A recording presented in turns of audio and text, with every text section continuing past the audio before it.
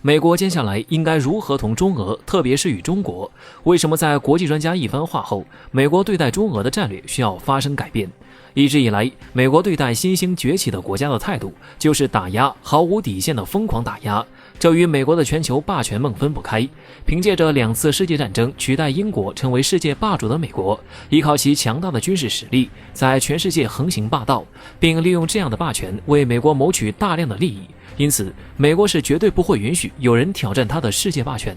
纵观当今世界，有能力挑战美国的非中俄莫属。美国对中俄频繁的战略打压也说明了这一点。从上世纪，美俄间的较量就已经开始。尽管一场轰动世界的冷战以苏联的最终解体而告终，但是美苏间的对抗远没有就此结束。现如今，以美国为首的北约不断在地缘政治挤压俄罗斯的生存空间。尽管俄罗斯在面对打压时表现得都十分强硬，但是从各方面来看，俄罗斯所面临的国际形势并不乐观。同样的，正处于战略发展关键期的中国所面临的形势也不乐观。区别于俄罗斯，美国现任政府将中国列为其最严峻的竞争者，因此美国对于中国的打压较之俄罗斯会更甚。这样的高压对抗态势也让外界担忧一场世纪对决或将要开始。但是俗话说得好，物极必反，美国打压的过于用力，其后果也慢慢开始显现。某种程度上说，美国对中俄的打压加速了中俄间的战略合作。对于这两国间的合作，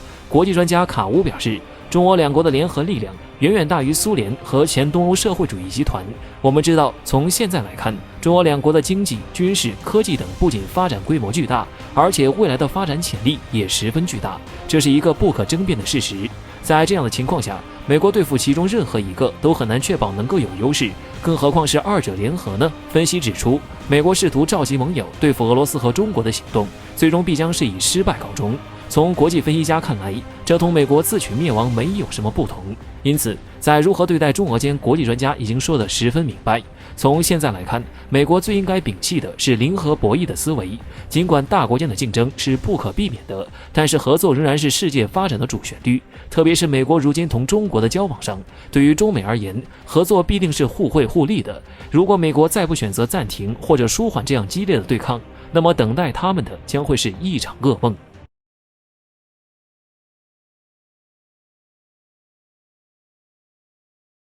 据日本媒体报道，日本防卫相岸信夫表示，日本的海上自卫队将于5月11日至5月17日和美法澳在东海进行联合军事演习。岸信夫表示，此次演习将会深化4国合作，其中主要目的是岸上演习搭配海上演习。日本这是打算干嘛？进行海岸演习，难道是在为插手台海局势做准备？毕竟最近美国刚刚宣布，新上任的印太司令首次出访就是到日本，而且在访问日本的时候，还会和岸信夫以及日本自卫队的幕僚长山崎新二会谈，讨论台海局势、琉球群岛的问题。而且从日媒的报道中得知，此次演习正是日本在给中国释放不同寻常的信号。因为中国船只最近在琉球群岛附近活动频繁，为此日本必须加强和美国合作，以及加强和欧洲国家的合作来牵制中国。不过日本算盘打得好，但是却不知中俄已然联手，不管日本联合了谁，一旦真有什么情况发生，解放军1天多到，怕是也完全可行。毕竟中国的实力早已今非昔比，日本如果不认清现实，最后只能给中国练练身手了。而且就在日本后脚炒作要牵制中国的时候，俄罗斯前脚已经派出了军舰穿过对马海峡进入中国东海，其中还有万吨巡洋舰，实际上已然足够日本喝上一壶了。虽然没有明说是来给中国撑场子，顺便给日本找茬的，毕竟美国常年喜欢搞小圈子，拉拢盟友对付中国，那么中俄自然也会形成紧密的战略合作关系。虽然没有确切的表示双方依然联手，但是在如今的局势下，双方对这一点早已是心照不宣。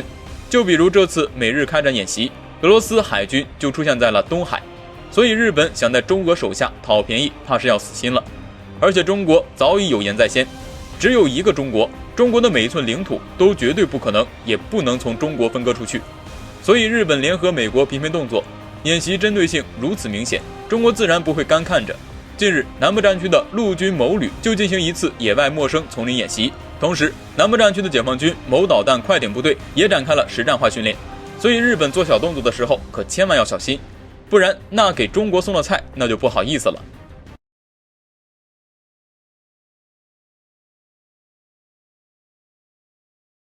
据美联社在5月10号的消息，耶耶路撒冷的老城圣殿山地区，以色列悍然使用武力驱逐巴勒斯坦居民的事情，直接引发了很多巴勒斯坦民众不满，因为财产被直接剥夺，被驱逐者数十年的积累一夜间化为乌有。双方与以色列警方爆发冲突，这直接点燃了持续近1个月的冲突，把以双方积累下来的愤怒。冲突之后，超过305名巴勒斯坦人的受伤，让巴勒斯坦武装组织忍无可忍，向以色列发射火箭弹还击。俄新社在当天夜间恰好拍摄到了巴勒斯坦武装组织发起的火箭弹袭击，上百枚火箭弹陆续升空，火光划破天空，向以色列境内飞去。随后，以色列的铁穹防御系统被第一时间激活，无数枚光点从以色列境内飞出，试图拦截袭击的火箭弹。夜空中接连不断的爆炸画面十分震撼。事发后，以色列国防军对外发表声明，加沙地带的武装人员向以色列先后发射了近150枚火箭弹，其中拦截下来了数十枚。此外，在发现巴勒斯坦还击之后，以色列果断还以颜色，对巴勒斯坦展开血腥报复。以色列空军大批战机紧急升空，向加沙地区展开无差别空袭。有最新消息显示，由于是无差别空袭，以色列对大量巴勒斯坦平民产生了大量伤亡。有统计显示，确认的死亡人数已经达到了20人，其中近半数是儿童。有观察人士指出，以色列自建国之后数十年不间断地制造巴以冲突，又凭借着西方的支持蚕食巴勒斯坦领土，不是修订据点，就是以宗教理由抢一个建筑群。巴勒斯坦想反抗，又被西方国家压制。而且为了扩大实际控制面积，以色列经常找借口拆除巴勒斯坦民众的房屋建筑，以达到驱逐的目的。经年累月下来，原本的巴勒斯坦几乎半壁江山归于以色列，加上连年不断的战争对抗，双方的矛盾已经不是一个简单的和平协议可以解决。也有声音担忧，当前国际局势动荡，以色列在中东借机扩张，恐怕受到的阻力是最小的。不过，以色列能够在一圈阿拉伯国家中迅速壮大，有赖于西方的支援。阿拉伯国家敢怒而不敢言，如果未来西方逐步衰落，退出在中东的影响力，那么以色列很可能会被中东一众国家群起而攻之。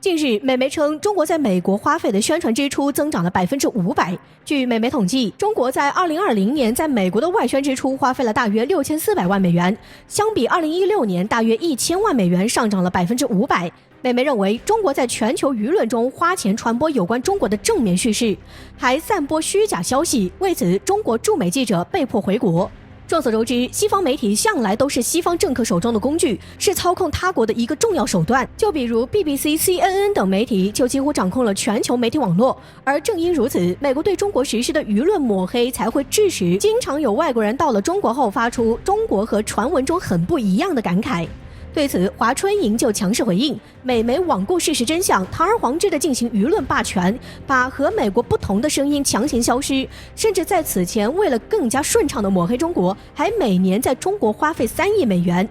相比中国没有确切认证的6400万美元的外宣费，差距之大一目了然。另外，中国作为国际大国之一，拥有占据世界人口总数的1/5的人口，5000年的深厚底蕴，在世界拥有自己的声音，难道过分吗？美国禁止他人发声，只允许国际上是美国的一言堂，难道不过分吗？说实话，其实真正能够遏制美国的，也就是以其人之道还治其人之身了。伟人曾经说过，人不犯我，我不犯人。美国既然迫使中国驻华记者回国，中国自然可以还之同等对待。毕竟，美国每年3亿美元的宣传费可是板上钉钉的。值得一提的是，最近还有外媒还公然造谣中国在夏威夷附近建立的具有战略作用的军事基地，这原本是中外合作的正常基础设施，却被外媒抹黑成了中国欲对美国出手的证据，而这也无疑证明了美国又开始为中美之间的军事竞争造势了。所以，美国如此迫不及待地要在舆论上继续打压中国，炮制中国威胁论，遏制中国向全世界发声，无非就是为南海和台海局势继续添砖加瓦。毕竟，最近美国还在叫嚣着要在南海和台海和中国拉上一条军事红线，把中国的台海和南海变成下一个叙利亚。叙利亚政府和武装组织之间一直是冲突不停。乌东战场上，乌克兰政府和武装组织之间也同样如此。明明都知道背后撑腰的是谁，却从来不曾波及美俄。所以，叙利亚这条线和乌克兰就是美俄之间的军事红线。最后，美国如今一再把南海和台海局势塑造成战火一触即发的状态，甚至不断地针对中国出招，舆论抹黑中国，中国都必须警惕起来，甚至要动起来。中美竞争最后如何收场，终究要看中国统一进程究竟如何。因为和南海相比，台海问题更是关键，所以如今解决台海已是迫在眉睫。